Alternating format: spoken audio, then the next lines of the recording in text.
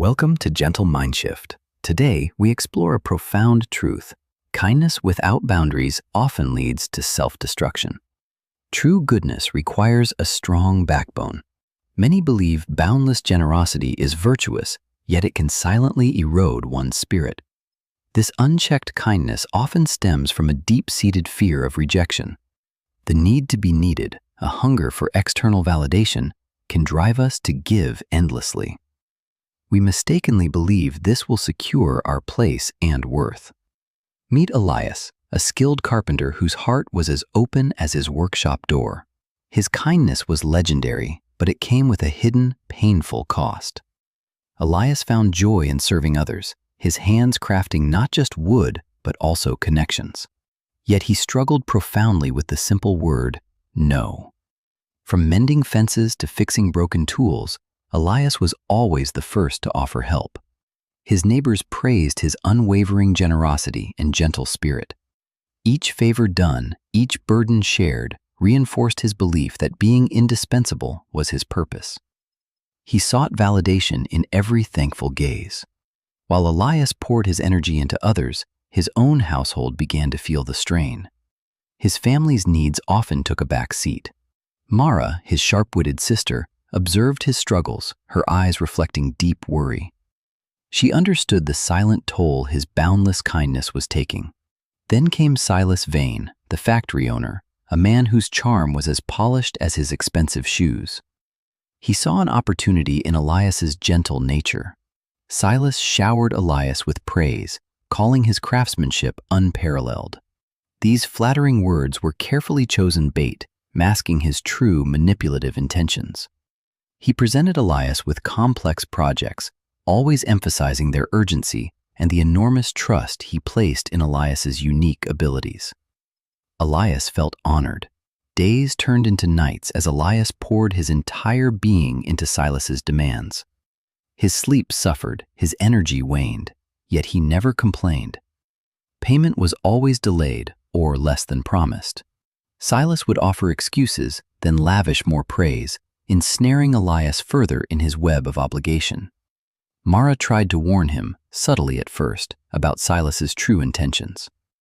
She saw through the facade, recognizing the signs of exploitation clearly. His body ached, his mind was weary, but the thought of disappointing Silas or anyone was unbearable. He continued pushing past his limits. Elias's life became a constant cycle of giving, without receiving adequate replenishment. His own reserves of kindness were slowly, steadily running dry. His family noticed his growing distance, the light in his eyes dimming with each passing day. He was present in body, but absent in spirit. The financial strain became undeniable.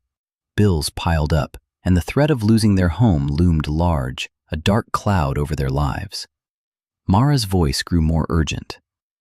"Elias," she pleaded, "your kindness is a gift, but without boundaries, it becomes a burden, not a blessing."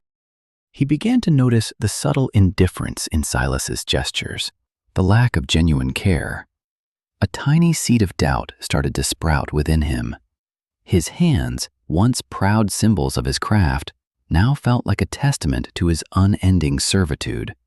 The physical toll was becoming undeniable. His home, once a sanctuary, now echoed with the unspoken sacrifices. He questioned if his boundless giving truly brought the joy he sought. Desperate, Elias began visiting those he had helped, hoping to collect the small debts owed. He was met with averted gazes and flimsy excuses. The man whose fence he mended, the woman whose roof he fixed, all turned him away. Their gratitude, it seemed, was as fleeting as a whisper. Each closed door, each hollow promise, chipped away at his spirit. The harsh reality of his kindness without boundaries began to sink in. Mara held him as he finally broke down, the weight of his unreciprocated kindness crashing upon him. "They see your silence as compliance," she whispered. He saw a reflection of someone he no longer recognized, a shadow of the man he once was. His identity had been consumed by endless giving. the realization hit him with chilling clarity. His boundless kindness had been mistaken for weakness, an endless resource to exploit freely. Meanwhile, Silas thrived, his factory booming, built on the silent labor of men like Elias. His manipulative facade remained perfectly intact. The final blow arrived, a foreclosure notice, stark and unforgiving, threatening to strip Elias of his home and his family's security. Mara knelt beside him, her voice unwavering. Real goodness, Elias, has a spine. It knows when to give and when to protect itself. In that moment of deepest despair, a tiny spark ignited within Elias. He realized his worth wasn't tied to endless, unreciprocated giving. Just as all seemed lost, a small group arrived. They were the ones Elias had truly helped, not out of obligation, but genuine need. They had quietly gathered their resources, remembering his true kindness. Their actions spoke louder than any empty words of praise ever could. This act of genuine reciprocation was a balm to his wounded soul. It showed him the difference between true connection and mere exploitation. With newfound strength, Elias made a decision.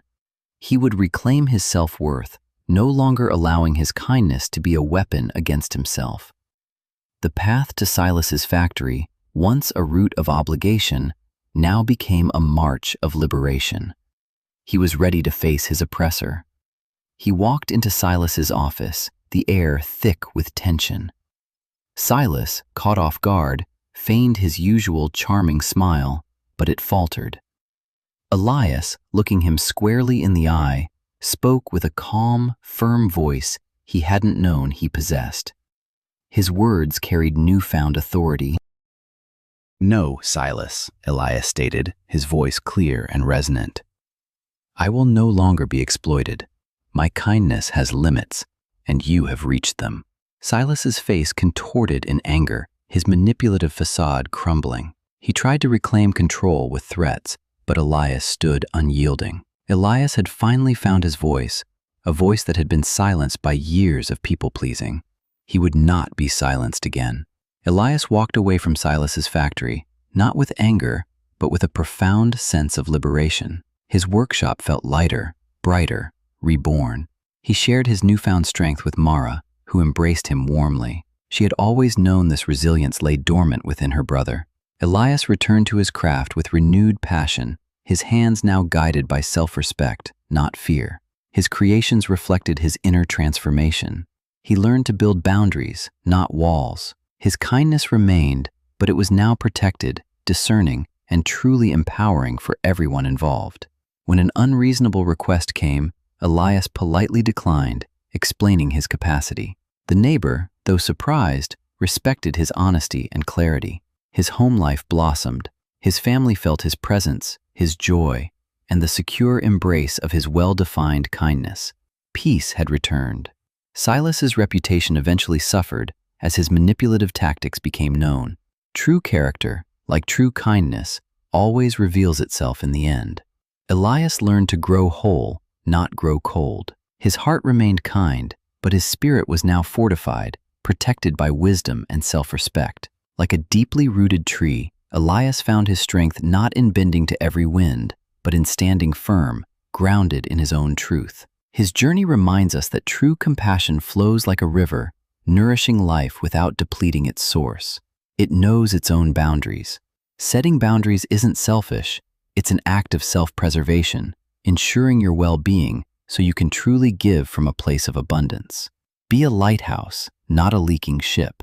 Shine your light brightly, but protect your own vessel. Your capacity to help depends on it. Remember, your kindness is precious. Guard it with wisdom, define it with clarity, and let it empower, rather than diminish, your spirit. Prioritize your own well-being, for a strong foundation allows you to support others genuinely. Self-care is not selfishness, it is essential. Embrace the power of your inner voice.